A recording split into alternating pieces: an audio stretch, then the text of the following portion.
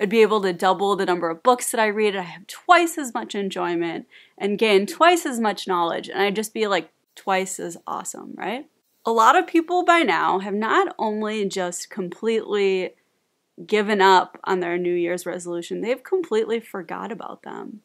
At the end of last year, I was kind of thinking about this. I don't always make New Year's resolutions, but I wanted to this year. Some people, you can debate whether this is a good thing or a bad thing. If you want to change, you shouldn't wait till the end of the year. You should just make your changes right away, whatever. Okay. But I made a New Year's resolution.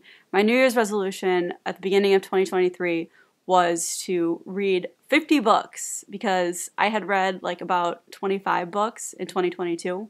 So I thought I'd be able to double the number of books that I read. I have twice as much enjoyment and gain twice as much knowledge. And I'd just be like twice as awesome, right?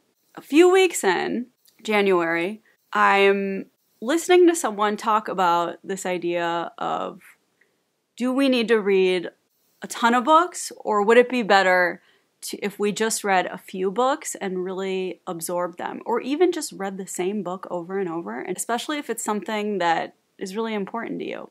And also at that time, I was in the middle of a book. It was St. Thomas Aquinas, The Dumb Ox by G.K. Chesterton.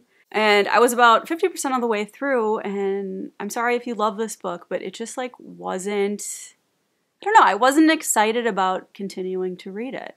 Something in it just wasn't clicking for me, which I was really surprised because I usually love Chesterton and I love his biography of St. Francis. So I was like, why aren't I liking this? Like, I need to just finish it because otherwise, I wasted all this time reading 50% of the book, and if I don't finish it, like, I wasted all that time. I know that's like a sunken cost fallacy, and I shouldn't be thinking that way.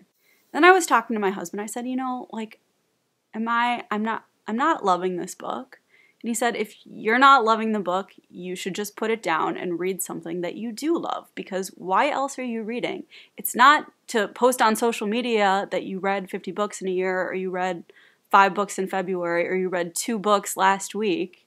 I know that's a really popular thing to do.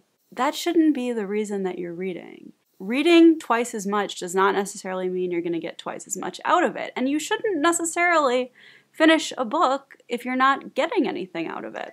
He said that he used to force himself to finish books. He forced himself to finish like a James Joyce book. Like, I'm sorry if you love James Joyce, but yeah, like, I just think it's total nonsense. It's a total psyop. He said after he finished that James Joyce book, it was just, he was never going to do that again, and he doesn't do that anymore. And so I put the St. Thomas Aquinas book down, even though I was like, in my head, I was ashamed. I was ashamed, like, why don't I like this book? Everyone else likes this book. It has a 5-star review on Amazon, and must be something wrong with me. But you know what? I swallowed my pride.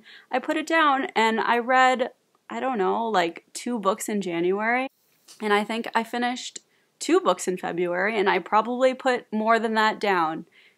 You may see all of these people reading a book a week or 2 books a week on social media and think that this is what I need to do to be smarter and a better reader and more awesome. But no, like, what you actually need to do is to spend more time reading, like, put time aside for it.